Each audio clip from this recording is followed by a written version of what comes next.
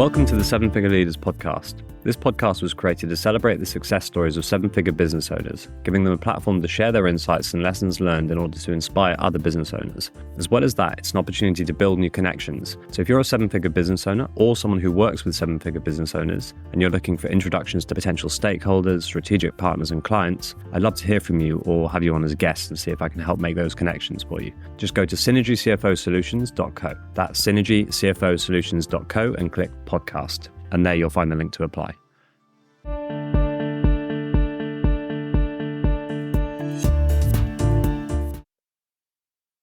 Welcome. And today we've got Neil Ackroyd of Precision Corporate Finance. Welcome, Neil. Hi.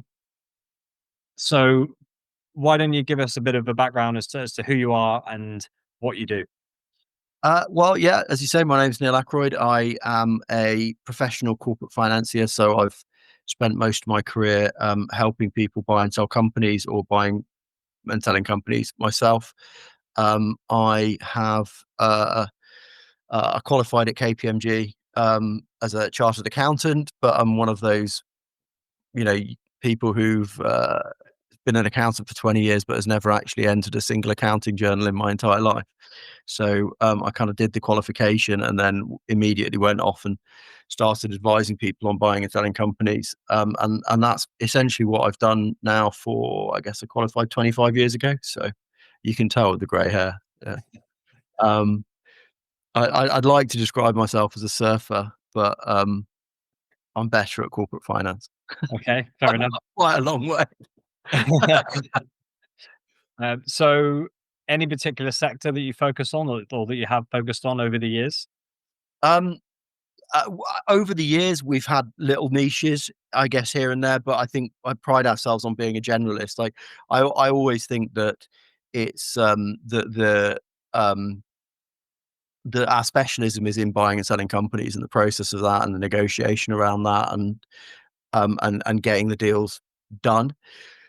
Which in itself is a specialization, and I think kind of with a few exceptions, specific sector specialists were always a little bit OTT, but also increasingly now with the way AI is changing our space. I think it's becoming completely obsolete to be a specialist advisor. I always kind of thought, because a lot of the job that we do, it's certainly in selling businesses, is in finding buyers. I quite often think that people who are very knowledgeable in a sector space, because it doesn't really matter whether I know how your business operates, because you know that incredibly well by all accounts, because you'd be a very profitable business if we're advising you. Then. So I'm not going to teach you anything about how your business operates. I'm not a consultant. But it's really about finding buyers. And I think a large part of finding buyers is not having any predetermined ideas about who might want to buy a business or might not. And therefore it's slightly better if you start from a clean sheet of paper and do research from the ground up. And how that works that's changing now is with the kind of massive explosion of the competence of AI, let's say, we used to employ very highly skilled analysts, and they take 5 to 6 weeks to put together a research report, including contacting relevant people and vet and screening calls and what we call acquisition criteria calls, where you phone somebody up and do. But you'd have a couple of hundred companies built from pools of potential purchasers, and that would be. Clarify. Do you only support on the sell side? You work for the buyer? The seller. No, well, we don't largely do acquisition work, but mostly because it's hard to. We do management buyouts, so we advise on management buyouts. Sorry, mate. Corporate acquisition work is very difficult, I think, because it's very difficult to align yourself on a fee basis with your client. So the only time we really do that is where I might join the board as a non-exec director for a few years and guide that process with some sort of mix of fees and equity or some sort of success fee based on the progress the business makes forward. Anyway, so I was saying about AI. is that so it takes 3 weeks to get that list, to do all of the paper-based research, and these are very expensive people. Take 3 weeks to get that list down to 40 or 50 companies that you could screen with an acquisition criteria call, and then 2 weeks to screen it with an acquisition criteria call, and then you've got the report with 8 to 10 people you can go to rifle shot to try and sell a business. AI could do that 3-week process in 20 minutes, and they'll do it better Yeah. as well. And that's not no disrespect to the people we were hiring. We were hiring some very good people. We've still got the same people, but they're just doing the 2 weeks at the end, which is kind of the interesting, you know, they'll check. Engagement calls with the potential buyers. Yeah, exactly. So that's scouring the market, make sure you're not missing anybody, and then whittling the list down by what have they said in the public domain, whether they said they don't want to acquire businesses, or they do like this space, they don't like that space.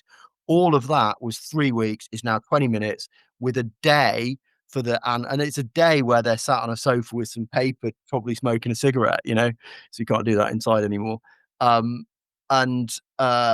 just so it's crazy what AI is doing, and AI will do it better, that job, as long as it's checked at the end. They'll do it better than a specialist in the sector. So, which is why I say kind of sector specialisms are getting a little bit obsolete, I think, because AI can do ground up research so well.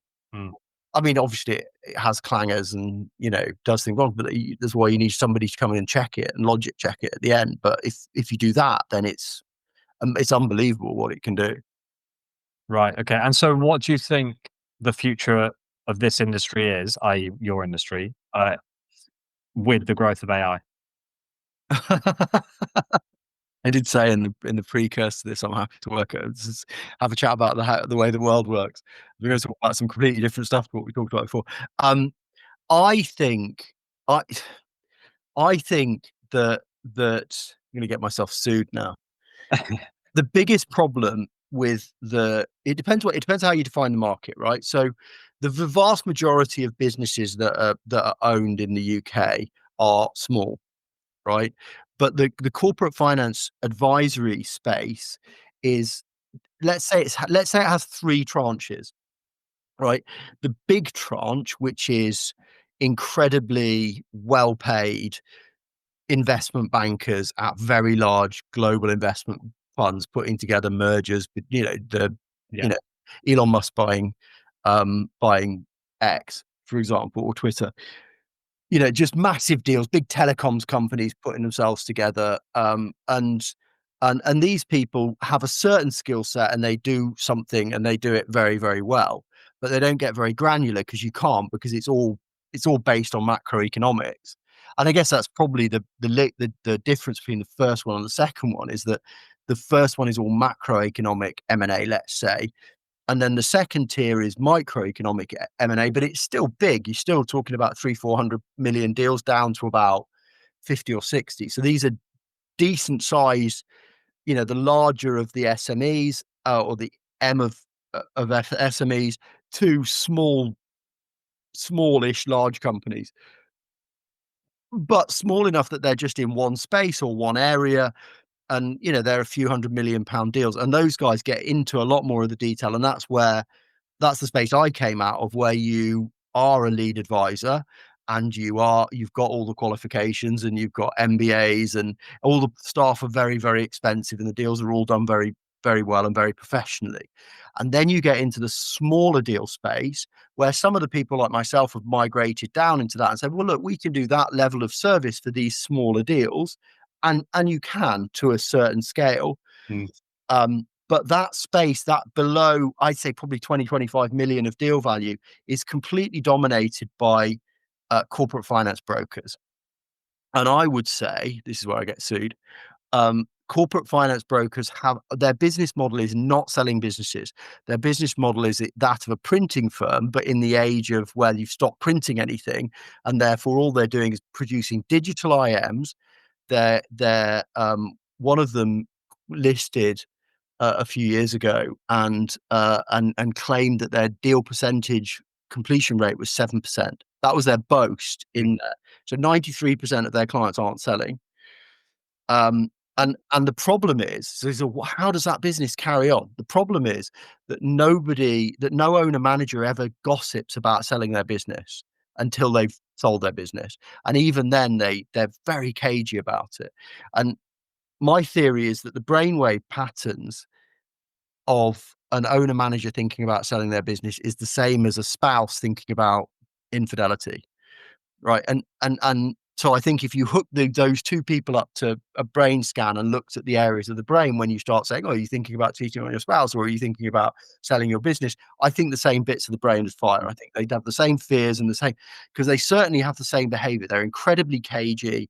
They don't want to talk about it. They never gossip about it. And it makes sense, because if you, especially if you've got a small business, you think about selling it, your fear is, my staff are all going to hate me, my customers will leave, my suppliers. So the confidentiality is off the scale worse than any other thing. And what that means is that these brokers can operate a bit like a brothel in a village where all the prostitutes have got sexually transmitted diseases. You'd think it'd go out of business because people would tell each other, but they don't, because nobody ever talks about going to a brothel and nobody ever talks about getting a sexually transmitted disease from a brothel. So that's the market that we operate in. Right. So that's quite a big precursor to your question. I haven't forgotten your question. I'll do Donald Trump swerve back to the original question, which is, I think the way AI will change it is that, so the reason that people like myself don't take over from the brokers is because the brokers, it's under a certain deal value, it's not economical to have somebody as expensive as me and as my team advising on a deal. But what you need is essentially a brain. You need intelligence and nuance to be able to direct the transaction in one way or the other. And that space is filled by the brokers who aren't really trying to sell businesses. They're just trying to sell IMs. They're making money out of the commitment fees, and they make so much money out of that. They don't actually really care whether the deals go through. That's where I probably get sued, because I don't know whether they care or not, but they certainly don't look like they care whether the deals go through. And if they do, they're not very good at getting what they care done. So it's not scalable and it's not profitable for people from this space to come down and do it. And the people from this space, it's way more profitable and way more scalable to just not bother and just try and essentially scam 20,000 quid off each client and then have a complaints department. And because of the imperfect information around, there's no word of mouth, there's like literally no TripAdvisor, then you can complete operating in that way where everybody knows that you're not doing the job. And it's a new set of customers in a new market every year. So it just keeps on going. So what will AI do? Well, I think AI will be able to create an interface where somebody will be able to go after the brokers and do a decent job, and it won't be cost prohibitive, and you won't need a £300,000-400,000 a year deal leader to run those deals. That'll be replaced by AI, with somebody who is reasonably intelligent just being able to logic check the decisions that people make on selling the businesses.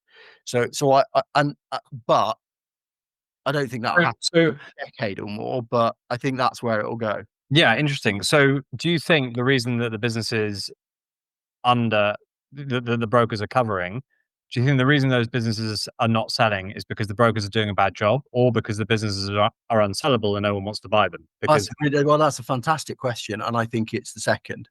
I spent years, and in fact, I started Corporate Finance TV as a business years ago because I was so cross with the brokers for cynically doing the wrong thing. And then I realized, and then more recently, I think I've realized that actually, and it comes to what we were talking about before about followers, quasi leaders, and leaders, is there aren't enough leaders. There aren't enough people who are just comfortable making decisions that want to buy these businesses. And therefore anything. So the big truth we try to push out, and we do it through our quiz tool, is if your business isn't making $1 million, if there's one takeaway that anybody who's an owner manager who's listening to this should take, I think if you haven't got $1 million of EBIT, of earnings before interest and tax, your business can't be sold. Unless you're a dentist or a doctor or a lawyer or a wealth manager, like financial plan. There are certain niches where you can just pick the GP up and plonk it anywhere. Outside of that, vast majority of business, you don't have a million EBIT, you can't be sold. And the reason for that is because there aren't enough people who are capable of running those businesses on their own that want to. And the ones who can buy bigger businesses. So if you look at the two main buyers outside of individuals who would buy a business, one is trade, and this is corporates coming and hoovering things up. They're only interested in businesses that fill a niche in their plan. So they'll do the big macro deals where they're putting together two big corporates. But in terms of smaller acquisitions, they want something that will bolt into a geographic niche somewhere, or a trading niche somewhere. But even then, they have so many, let's say, quasi leaders in their M&A team that it costs them £1 million just to do a deal of internal costs and, lawyers and all that sort. And then nobody wants to take any risks. So they get due diligence up the Jacksy from KPMG or Bob at KPMG or wherever.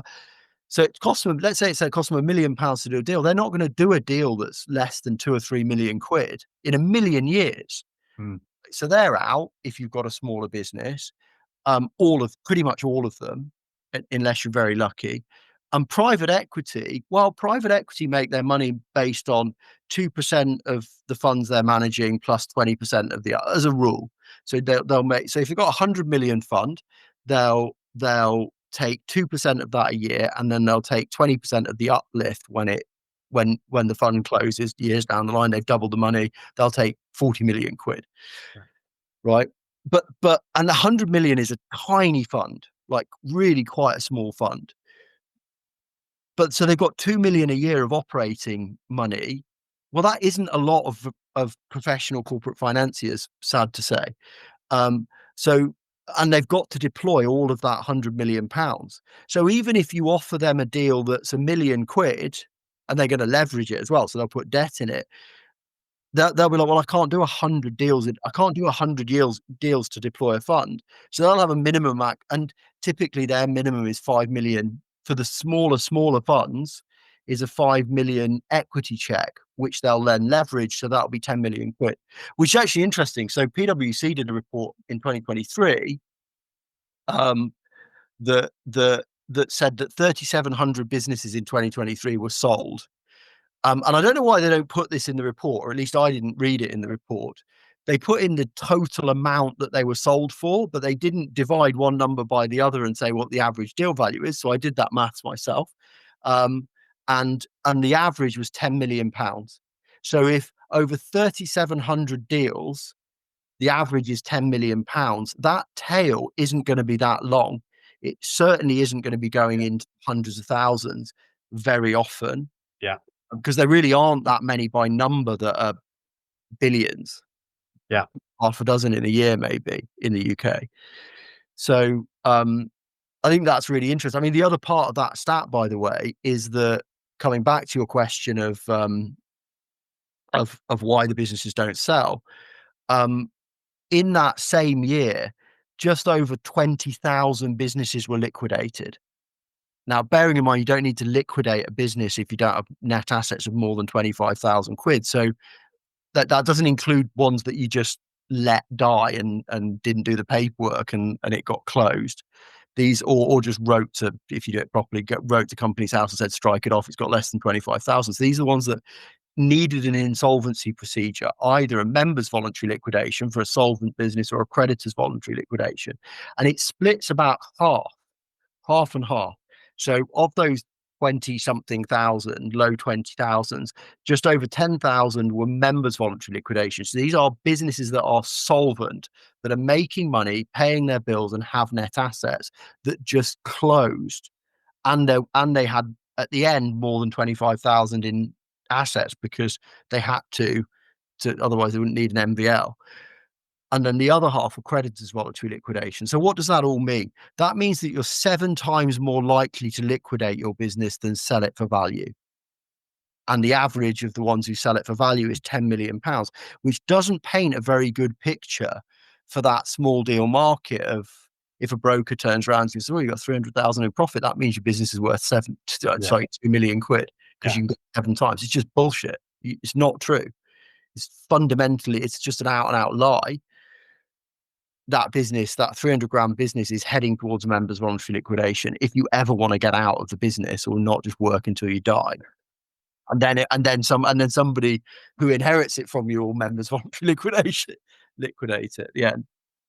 Okay, so there's a lot to unpack there. So what are you focused on then? What's the focus of your business for 2025 and going into 2026 and the next few years? Like, what are you trying to grow, and which types of business are you trying to help if it's not a particular sector? So I mean, we're just the focus for us is it's I guess twofold. We're focusing on getting our quiz out, which has can I sell my business and should I sell my business? So it works more on the psychological aspects of why owners start businesses and what it looks like when they're ready to sell, which they're often not aware of. We're pushing that out. So we're really just trying to get as many on the precision corporate finance side.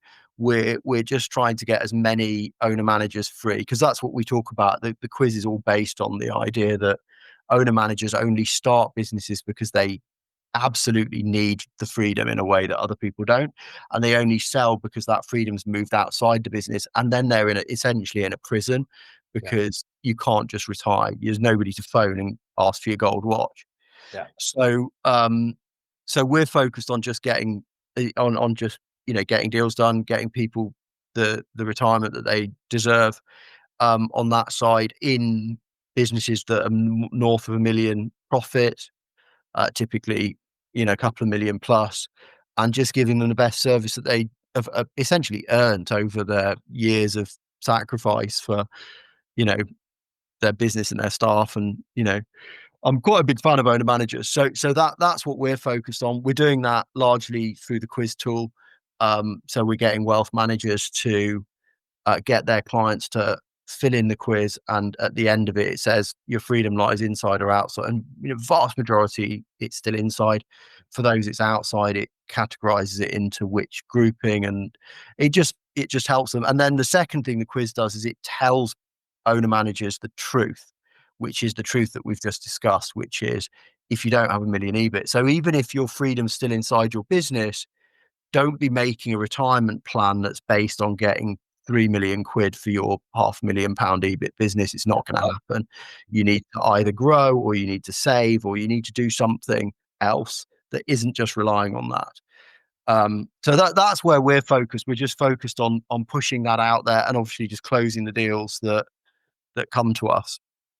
Okay, brilliant. Well, perhaps if we could get a copy of that quiz, we'll put it in the show notes of the podcast. Yeah.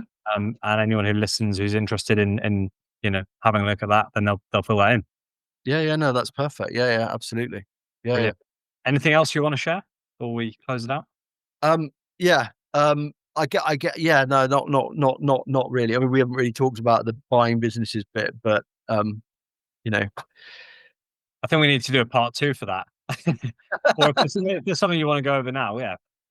I mean, the other side of the business is what we call retire today or retire tomorrow, which is very much aimed at the businesses that where the owner manager has got to that point where they desperately need.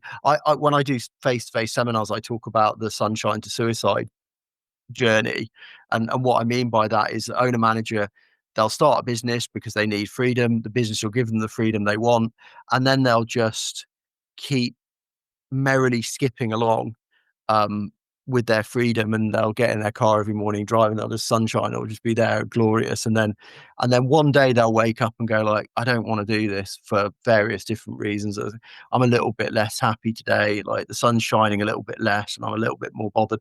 And then if they ignore that, it gets all the way to, you know what, I'm going to put a shotgun in my mouth and see whether I can reach the trigger.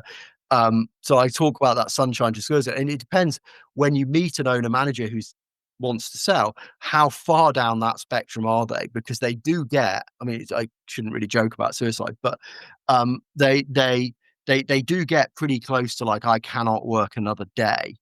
And if they are at that, I cannot work another day, and their business just isn't saleable, then that's where kind of retire today or retire tomorrow, which is our transitional investments brand, comes in and says, look, there's two routes to go. One is that if your business is just too small and it has to close, we'll save you that year of closing it down before you do an MVL, and just let you go now. Just give us the business, we'll do it, and we'll do all of the close down. We'll get you out of all of the leases. It's essentially a solvent administration, which is a product, bizarrely, that the insolvency world doesn't offer. And then the second one is, okay, you've got a business that is kind of sustainable, but is maybe over reliant on you or over reliant on individual contracts, and therefore it's too risky for anybody to buy. But we'll come in and structure something to take over it, and we'll protect that legacy, and we'll make it a lot better than the MVL you would otherwise be heading for. So you get more out of it, but you're not going to get a premium price. But we'll take the risk, we'll put in a quasi leader, and we'll drive that business forward. And that's retire today, retire tomorrow, because obviously retire tomorrow takes, well, it's still, the deals still get done in 3 weeks, but retire today, where it's just going to an MVL, can get done in 24 hours. Right. And retire tomorrow, that only takes 3 weeks. Yeah. That's like the whole basis of it is that we're not going to do due diligence. So the idea is, of those 20,000 businesses that get liquidated every year, because 2023 wasn't a really special year, think of the amount of IP, the amount of jobs, the amount of stuff that the economy's losing in doing that. So the mission statement of Retire Tomorrow is, if we can, how many of those businesses can we save? And the limiting factor to how many businesses you can save is whether or not you have to do due diligence. So if we sit there and say to the owner manager, we'll buy it, but we're going to buy it for essentially £1 today, and then we'll structure something over time, and we'll get the legals sorted out so that you can be guaranteed, we've got a very good reputation anyway, but you can be guaranteed that we can't do anything funny, and you'll get your money as long as the business is what you say it is. So we're both taking risk. If you're lying to us and it ends up, that it's all a house of cards, then you're not going to get any money. But if you are telling us the truth, then we're going to have to pay you, and we'll structure something in that way. But that enables us to get the deal done in 2 or 3 weeks, which means that maybe we can do, a whole load of deals and actually make a difference to saving the jobs. Because every time that a business that's making $500,000 profit ends up in a members voluntary liquidation, probably 20 people lose their jobs.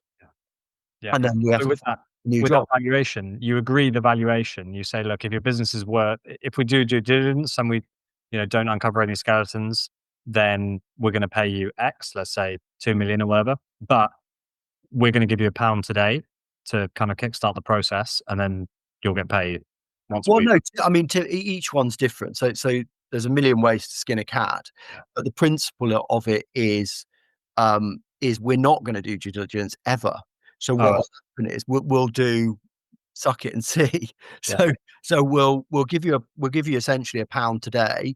Yeah. You can take all the cash that's free cash in the business, and sometimes that's quite a chunk of money, and they'll get that in a very tax beneficial way, and they can take their entrepreneurs relief and do all that kind of stuff. So that's fine. We'll take the core trading asset for £1, and then we'll agree a price, and that price can be anywhere from essentially net asset value, which is better than an MVL, to maybe a very small multiple of profit over time. Or quite often, so sometimes what people want is, they say, well, all I want to do is earn 100 grand a year for the next 10 years and for my retirement. Say, okay, fine, we'll give you that salary then, or we'll give you that payment over that period of time. But what we're saying is that rather than doing due diligence, we're just going to get into the business, and if the business is robust and successful, even if it isn't quite as robust and successful as you say, if it's worth our time to keep trading it, we'll pay you. If it isn't worth our time to keep trading it, we're going to MVL it. We're not going to make any money out of it. It will but it will close. It will go into the other camp. There's no upside for the point of the existing. There's no upside for us to do that. There's no motive for us to move it from one to the other. We're gonna do a lot better if we can figure out the business and we want it to be worth trading. So if it's worth trading, you'll get paid. And that's basically what the legals say. There's no wiggle room for us. We can't take a pound out of the business until you're paid. So if it's worth us keeping on essentially working for almost nothing as a team to get to that level, then we'll do it. If it isn't, and that's the judgment for them, isn't it? It's like, yeah. And so who's going to operate the business? Oh, we have a whole load of quasi leaders that come out of, just conscious we didn't do the quasi leader thing before we press record. Yeah. We have a load of people who've come out of corporates, that you do interesting. It's a really interesting thing is that there's a trend in private equity to stop asking for investment cash from management teams. And the reason is because they're running out of quasi leaders that come out of corporates who have got any amount of risk appetite. So historically what they've done is they've said, we'll leverage up a £10 million, £20 million management buyout. All we want from you is 150 grand. And we'll even lend you the 150 grand, but you have to pay us back the 150 grand. And they'd call it hurt money. It'd typically be about 50 to 100% of salary for the owner managers. They've stopped asking for it because they've essentially run out of people who have the competence to run a business and have even the amount of appetite to risk 100 grand against a possible multi-million pound payoff. Because there just aren't that many of those people, which is, I mean, I'm an owner manager, so I have a way more, all of my available cash goes into equities 100% of the time. Yeah. Which is kind of, but they've run out of those people, but there are a load of people who are incredibly competent. See, one of the biggest misconceptions that people have is they sit there and they say, I've got an idea and I'm going to back it in an entrepreneurial fashion, like talking about retire today. Like it's a very interesting, retire today, retire tomorrow is a really interesting idea. And the conventional wisdom is you sit there and say to somebody and say, oh, that's a really good idea. Why are you talking about it? Because somebody else will nick the idea. It's like, no, they won't. They just won't, because to deliver that idea, they'd have to take risk. And most people just don't want to take any risk. So loads of people, it's a famous quote from a Japanese car manufacturer, everybody can listen, very few people will do. So yeah, you can talk about all that kind of stuff, but it's the same thing of like, if you invest in a business and the management team figure out how important they are to the business, they'll just walk out of the business and start a competitor. But they won't. Like, tiny percentage of them would. And almost everybody else would just they would way rather get paid £150,000 a year to generate £2 million of profit for somebody else and get 150 grand bonus at the end of the year. Even if you almost guaranteed them that they'd make the 2 million, most of them would still sit there and take the 150 grand because that's just the way we're wired. Yeah. It's what evolutionary biology, I guess. Yeah. Neil, we've covered a lot there, a lot of really interesting stuff. I think we could do a part 2 at some point. There's clearly a lot that you want to talk about. So we'll get that in the calendar. But we'll put a link to the quiz that you mentioned when that's ready. Yep. And yeah, pleasure to have you on the podcast, and wishing you and Precision Corporate Finance all the best with your other brands as well. Retire today, retire tomorrow. Yeah, super. Thanks, Tom. Great to talk to you. Cheers. Cheers, mate. Take care. Bye.